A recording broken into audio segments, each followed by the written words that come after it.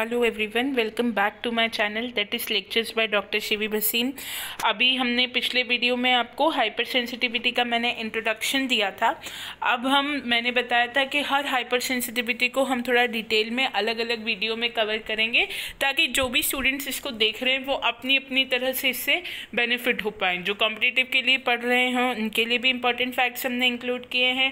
जो student descriptive writing के हिसाब से BSc MSc के स्टूडेंट्स बायोटेक माइक्रोबायोलॉजी जूलॉजी के पढ़ रहे हैं वो अपने हिसाब से इसको मैटर एक्सट्रैक्ट कर पाएँ इसमें से। और जिसके सिलेबस में जैसे भी टॉपिक है, यदि हाइपर सेंसिटिविटी ओवरऑल एक वर्ड है तो आप इसे अपने अकॉर्डिंग शॉर्ट करके लिख सकते हैं। यदि टाइप 1 एक टॉपिक है, टाइप 2 एक टॉपिक है, तो अकॉर्डिंगली आपको डिटेल मैटर भी इसमें हम प्रोवाइड करेंगे। तो अब हम बात करेंगे, पिछले वीडियो में हमने देख लिया था कि हाइपर सेंसिटिविटी एक ओवर इम्यून रिस्पॉन्स है, हमारे इम्यून सिस्टम की ओवर वर्किंग है या कहना चाहिए एग्जैगरेटेड रिस्पॉन्स है इम्यून सिस्टम का, जो कि 10% इंडिविजुअल्स में पाया जाता है।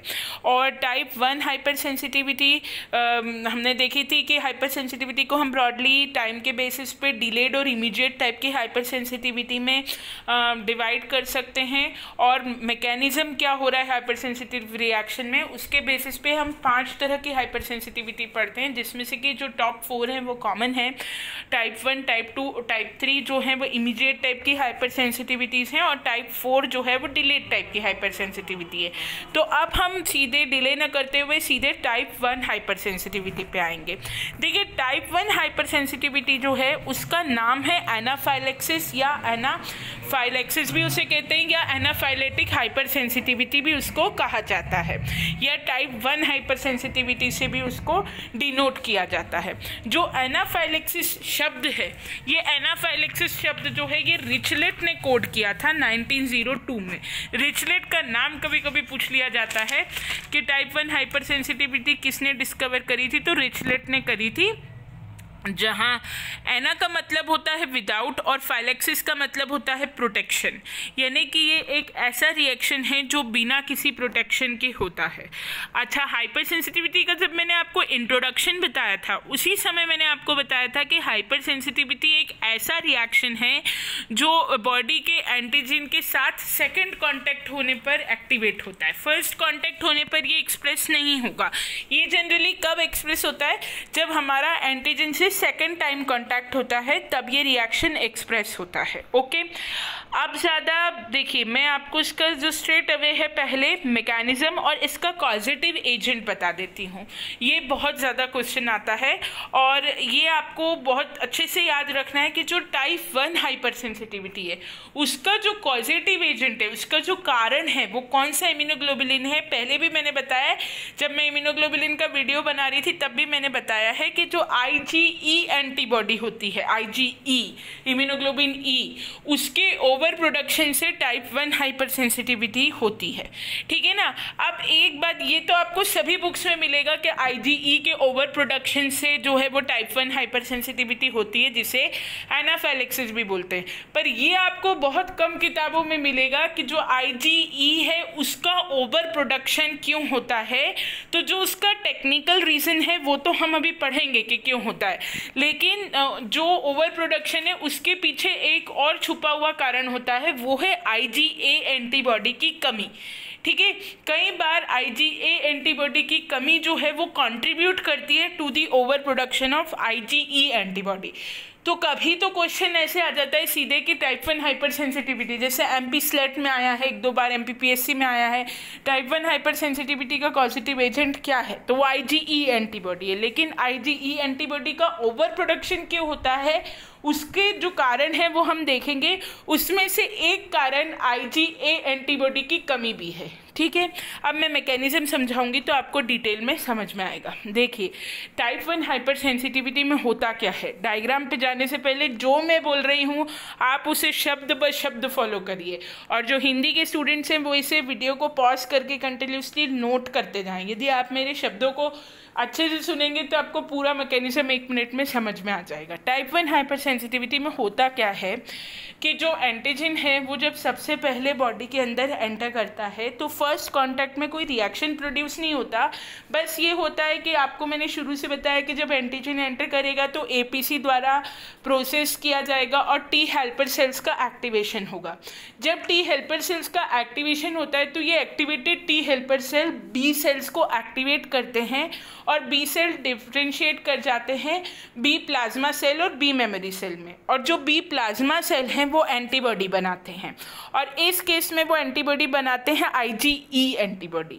और यहाँ बस एक बात हो जाती है कि आईजीई एंटीबॉडी जब एलर्जिन एंटीजन बनकर आता है और टी हेल्पर सेल को एक्टिवेट करता है और वो T helper cell B cell को एक्टिवेट करता है, बी सेल प्लाज्मा सेल में बदलता है और इस प्लाज्मा सेल बनाता है एंटीबॉडी आईजीई। बस यहाँ पर एक गड़बड़ ये हो जाती है कि जो आईजीई एंटीबॉडी बनती है ये अत्यधिक मात्रा में या ज़्यादा मात्रा में बन जाती है, ठीक है।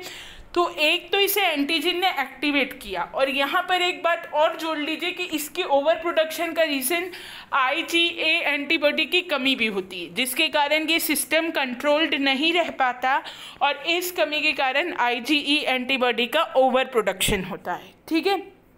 तो ओवर प्रोडक्शन हो जाता है आईजीई एंटीबॉडी का which is due to the deficiency of IgA antibody. तो ये जो ज़्यादा मात्रा में बनी हुई आईजीई एंटीबॉडी है ये कहाँ चली जाएगी, ये चली जाती है मास्ट सेल पर और जाकर अटैच हो जाती है मास्ट सेल के सरफेस पे। देखिए अब आप डायग्राम से समझने की कोशिश करिए।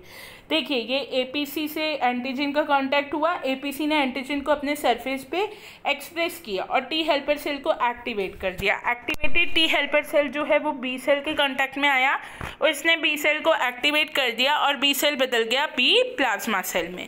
इस बी प्लाज्मा सेल ने एंटीबॉडीज़ बनाई, ये ओवर प्रोड्यूस हुई आईजीई एंटीबॉडीज़ और ये जाकर कहाँ अटैच हो गई, मास्ट सेल के सरफेस पे।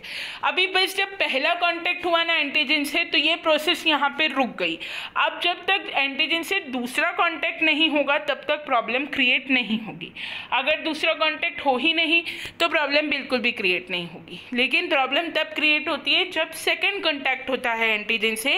अब क्या होगा कि जब एंटीजन जो है वो दूसरी बार आएगा और इस आईजीई लिंक्ड मास्ट सेल के कांटेक्ट में आएगा, इस आईजीई लिंक्ड मास्ट सेल से उसका प्रोसेस होने के बाद कांटेक्ट होगा, तो क्या होगा, इस कांटेक्ट से क्या होगा, मास्ट सेल का क्या हो जाएगा, डीग्रेन्युलेशन हो जाएगा, ठीक है। ये जो आईजीई लगी हुई एंटीबॉडी है, लगे हुए मास्ट सेल्स हैं, देखिए आईजीई एंटीबॉडी अपने एफसी रिसेप्टर से मास्ट सेल से जुड़ेगी, ठीक है।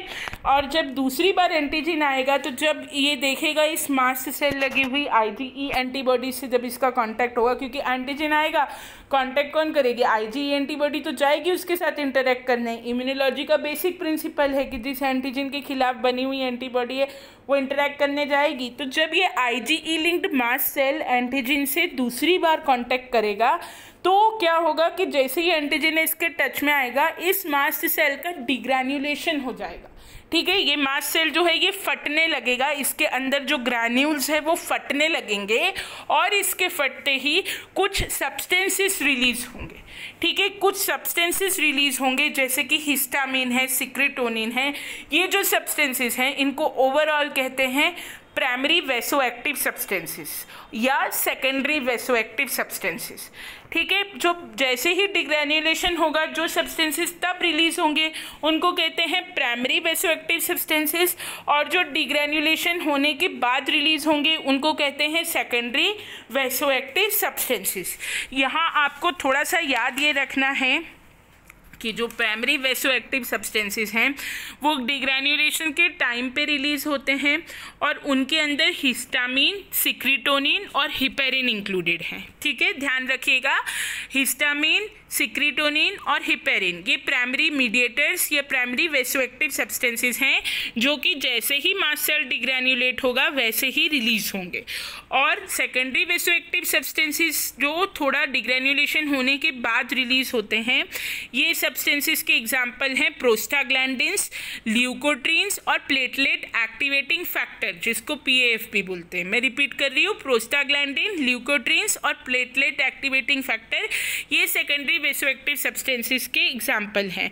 जब ये सब्सटेंसेस रिलीज होंगे तो ये रिलीज होने के बाद क्या करेंगे, ये रिलीज होने के बाद जाके जो भी आर्टरीज, वेन्स, कैपिलरीज पे जाके अटैच हो जाएंगे, डिफरेंट टिश्यूज पे अटैच हो जाएंगे, है ना, मसल्स के ऊपर अटैच हो जाएंगे और ब्लॉकिंग करने लगेंगे मसल्स की, लंग्स, ब्रोंकियो कॉन्स्ट्रिक्शन कॉज करेंगे, प्लेटलेट्स पे अडहेर हो जाएंगे, है ना, वेसो डायलेशन, डायलेट करेंगे कैपिलरीज को, है ना, आर्टरीज वगैरह को, और पूरी बॉडी में रिएक्शन प्रोसीड करेंगे और पूरी बॉडी में एक अनस्टेबिलिटी की स्थिति ला देंगे, है ना, कुछ ना कुछ डिस्टर्बेंस पूरी बॉडी के अंदर, ब्रोंकाई में, नोज में, स्किन पे, इंटेस्टाइन पे, इन सब पे ये जो हिस्टामिन्स रिलीज होंगे, ये जो प्राइमरी या सेकेंडरी वेसोएक्टिव सब्सटेंसेस रिलीज होंगे, इनका एक्शन धीरे धीरे पूरे टिश्यूज पे, पूरी बॉडी पे, हमारे रेस्पिरेटरी सिस्टम पे, स्किन पे, इन सब पर होगा और बॉडी में एक अनस्टेबिलिटी क्रिएट होगी।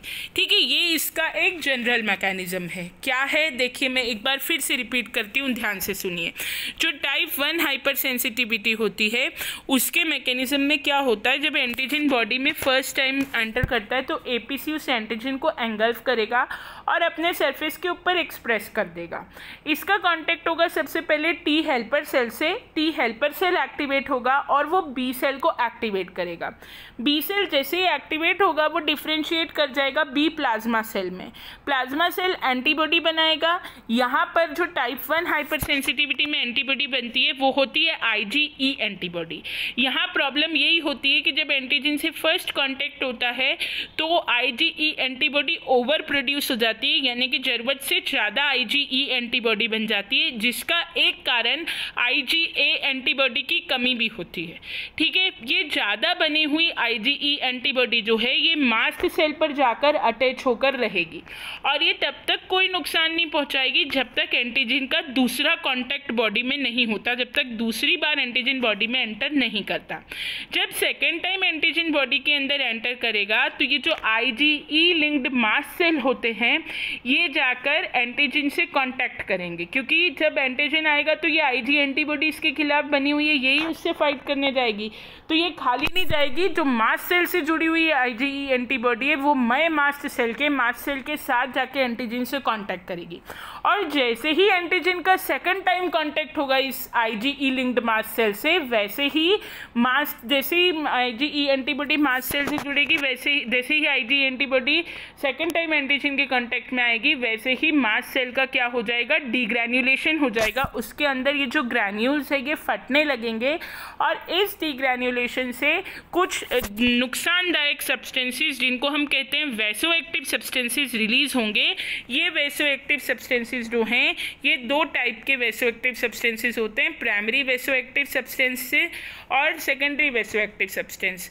जो सब्सटेंस डीग्रैन्युलेशन होते ही रिलीज होते हैं जैसे कि हिस्टामिन, सिक्रेटोनिन, हिपेरिन, ये प्राइमरी वैसोएक्टिव सब्सटेंसेस कहलाते हैं और जो थोड़ी देर बाद मतलब कि डीग्रैन्युलेशन होने के बाद रिलीज होते हैं वो सेकेंडरी वैसोएक्टिव सब्सटेंसेस कहलाते हैं। ठीक है, जिनका एग्जाम्पल है प्रोस्टाग्लैंडिन, ल्यूकोट्रीन और प्लेटलेट एक्टिवेटिंग फैक्टर। और प्राइमरी वैसोएक्टिव सब्सटेंस का एग्जाम्पल है हिस्टामिन, सिक्रेटोनिन और हिपेरिन। ये याद रखिएगा, प्राइमरी वैसोएक्टिव कौन होता है, हिस्टामिन, सिक्रेटोनिन और हिपेरिन, और सेकेंडरी वैसोएक्टिव सब्सटेंस कौन होता है, प्रोस्टाग्लैंडिन, ल्यूकोट्रीन और प्लेटलेट एक्टिवेटिंग फैक्टर।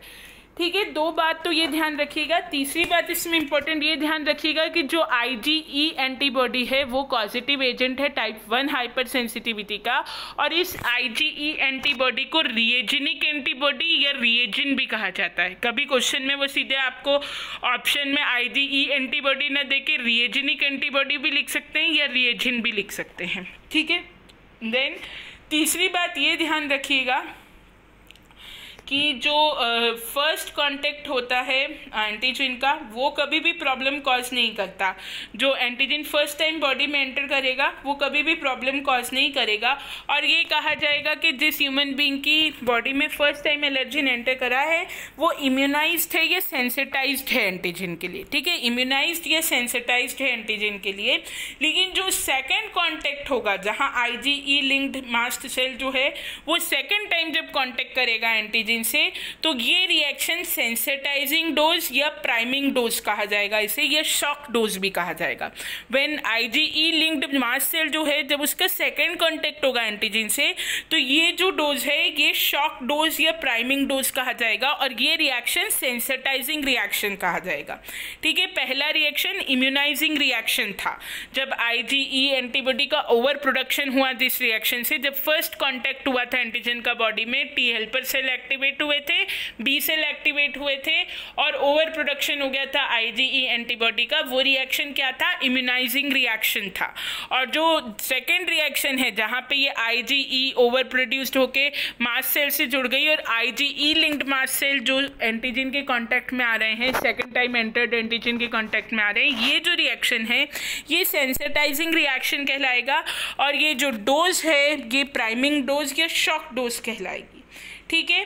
देन इसके बाद हम आ जाते हैं सीधे इसके, हमें ये देखने हैं कि इसके जो प्रिवेंशन, सबसे पहले तो इसके जो सिम्टम है टाइप 1 हाइपर सेंसिटिविटी के वो क्या क्या हो सकते हैं। पहले मैं कुछ डिसीजेस का आपको यहाँ नाम बता देती हूँ। ये भी आपसे पूछा जा सकता है कि ये हाइपर सेंसिटिविटी कौन सी हाइपर सेंसिटिविटी है, तो आपको याद रखना है कि सिस्टमिक एनाफाइलेक्सिस जो है जो ड्रग से होता है, सीरम से होता है, वेनम यानी कि स्नेक पॉइजन से होता है, पीनट से हो सकता है। ये जो है ये टाइप 1 हाइपर सेंसिटिविटी का टाइप है। और एडिमा होता है, इसमें वेस्कुलर परमेबिलिटी बढ़ जाती है, ट्रैकियल ऑक्यूलेशन होता है, सर्कुलेटरी सिस्टम कोलैप्स हो जाता है ना। तो यहाँ क्वेश्चन आपका कॉम्पिटिटिव के पॉइंट ऑफ व्यू से ये बनता है कि सिस्टमिक एनाफाइलेक्सिस किस टाइप की हाइपर सेंसिटिविटी है। ओके, जो स्टूडेंट्स MSc या BSc के लिए नोट के हिसाब से पढ़ रहे हैं आपको ये टेबल देने की ज़रूरत नहीं है, आपको सीधे यहाँ पर ये रिएक्शन देना है, मैकेनिज्म देना है और जो सिम्टम्स मैं बता रही हूँ अभी, सिम्टम्स और ट्रीटमेंट टाइप 1 हाइपर सेंसिटिविटी के उतना देना है। ये आप चाहें तो सिर्फ नाम एक लाइन में लिख सकते हैं कि कौन कौन सी जो हाइपर सेंसिटिविटी है वो टाइप 1 हाइपर सेंसिटिविटी है। ये उनके लिए इंपॉर्टेंट है जो कॉम्पिटिटिव के पॉइंट ऑफ व्यू से इस टॉपिक को देख रहे हैं। जैसे व्हील फ्लेयर जो हाइपर सेंसिटिविटी है जो इंसेक्ट बाइट से होती है, it is also an example of type 1 hyper sensitivity जो कि ब्लड फ्लो को कम करती है और वेस्कुलर परमेबिलिटी को कम करती है, ठीक है। देन इसके बाद एलर्जिक रिनाइटिस, हे फीवर के नाम से बहुत कॉमन क्वेश्चन आ जाता है। हे फीवर कौन सी टाइप की हाइपर सेंसिटिविटी है? टाइप 1 की है, ये भी पोलन ग्रेन से होती है ज़्यादातर और नोज और रेस्पिरेटरी सिस्टम को अफेक्ट करती है। Then bronchial asthma, it is also a type 1 type की हाइपर सेंसिटिविटी है, ये भी एयरबॉर्न इन्फेक्शन है, ब्रोंकाइटिस कॉज करती है। देन फूड एलर्जी, मिल्क से हो, एग से हो, फिश से हो, वीट से हो, they are all type 1 type hyper sensitivities. और यदि मैं कॉमनली सिम्टम की बात करूँ टाइप 1 हाइपर सेंसिटिविटी के कॉमन सिम्टम्स क्या होते हैं तो इसमें डायरिया, वॉमिटिंग देखा जाता है। डायरिया आप जानते हैं, लूज मोशन, वॉमिटिंग भी सबको पता है, उल्टी आना। यूट्रिकलेरिया एक कॉमन सिम्टम है, मतलब जो हम देखते हैं ना स्किन पे लाल लाल धब्बे पड़ जाते हैं, वो टाइप 1 हाइपर सेंसिटिविटी का एक कॉमन सिम्टम है, वो बहुत कॉमनली देखा जाता है, ओवर इम्यून रिस्पॉन्स का नतीजा है वो। देन एटोपी का मतलब है आउट ऑफ प्लेस या स्ट्रेंजनेस। एटोपी वर्ड जो है ये कोका ने दिया था। एटोपी में क्या होता है, ये hay fever, asthma is also type 1 type of hyper sensitivity. और हे फीवर और अस्थमा ये जो हैं ये एटोपी कहलाते हैं और एटोपी बहुत कॉमन सिम्टम है इसका टाइप 1 हाइपर सेंसिटिविटी का, कॉमनली देखा जाता है। देन एटोपी के रिएक्शंस में कंजक्टिवाइटिस जैसे देखा जाता है, रिनिटिस रेस्पिरेटरी सिस्टम का एक डिसऑर्डर है, dermatitis which is again a disorder of skin, ठीक है। एटोपी का जो मेन कारण है वो टाइप 1 हाइपर सेंसिटिविटी होता है। टाइप 1 हाइपर सेंसिटिविटी के कारण ही एटोपी होती है।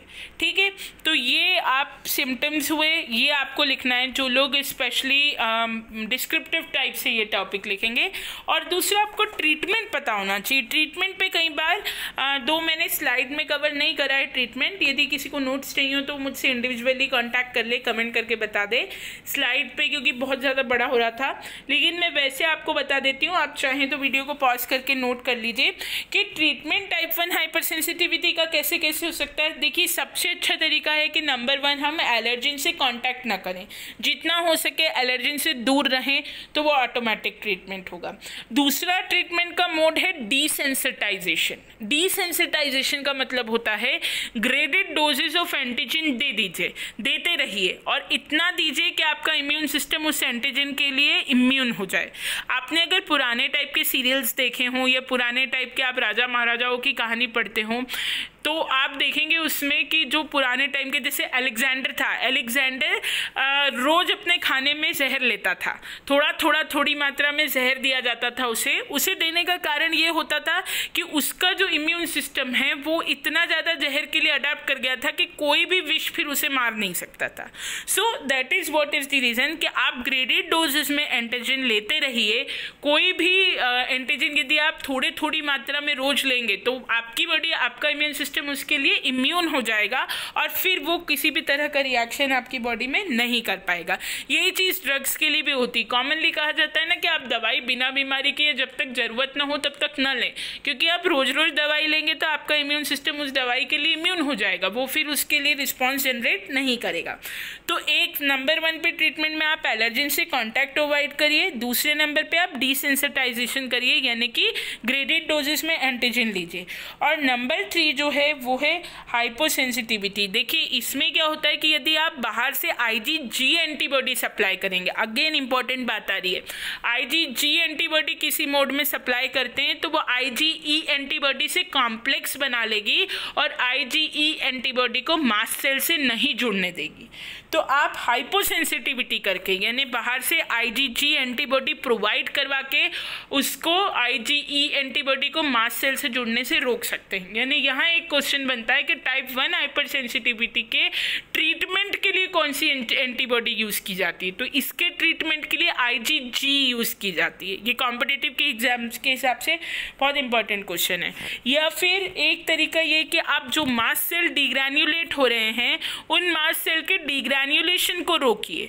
मास्ट सेल का डिग्रैन्युलेशन कैसे रोक सकते हैं आप? ड्रग्स से रोक सकते हैं।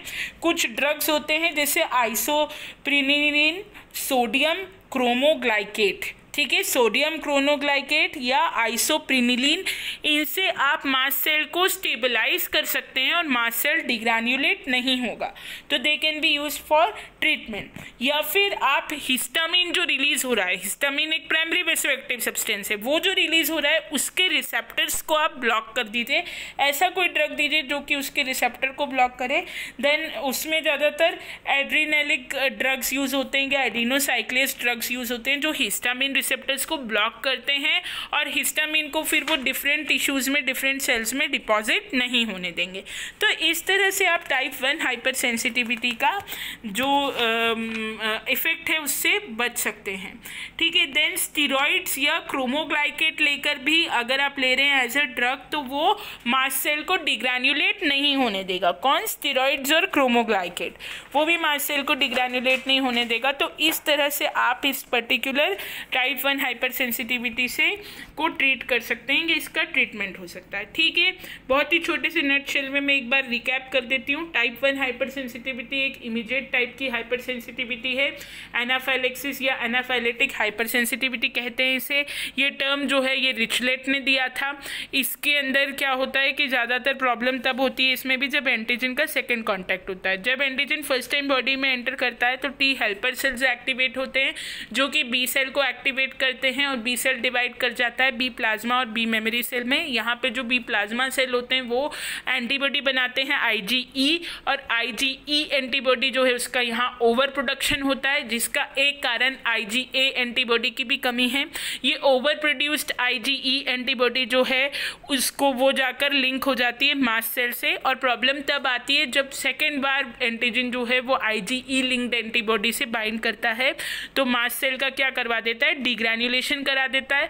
दो प्रकार के सब्सटेंसेस रिलीज होते हैं, प्राइमरी वेसो एक्टिव और सेकेंडरी वेसो एक्टिव, जिसमें हिस्टामिन्स वगैरह आते हैं, और ये सब्सटेंसेस जाके सेल्स पर टिश्यू पे डिपॉजिट हो जाते हैं और हमारे रेस्पिरेटरी सिस्टम में, स्किन में प्रॉब्लम्स क्रिएट करने लगते हैं, जिससे कि इवन ह्यूमन की डेथ भी कॉज हो सकती है। इसके सिम्टम्स में यूट्रिकुलरिया है, एटोपी है, and that can even lead to death of an individual. इसके ट्रीटमेंट में स्टेबलाइज करने वाले ड्रग्स का इस्तेमाल किया जा सकता है, डिसेंसिटाइजेशन किया जा सकता है, और IgG एंटीबॉडी का एडमिनिस्ट्रेशन बॉडी में कराया जा सकता है, जिससे कि IgG और IgE का कॉम्प्लेक्स बने और वो IgE एंटीबॉडी को मास्ट सेल से लिंक करने से रोक दे।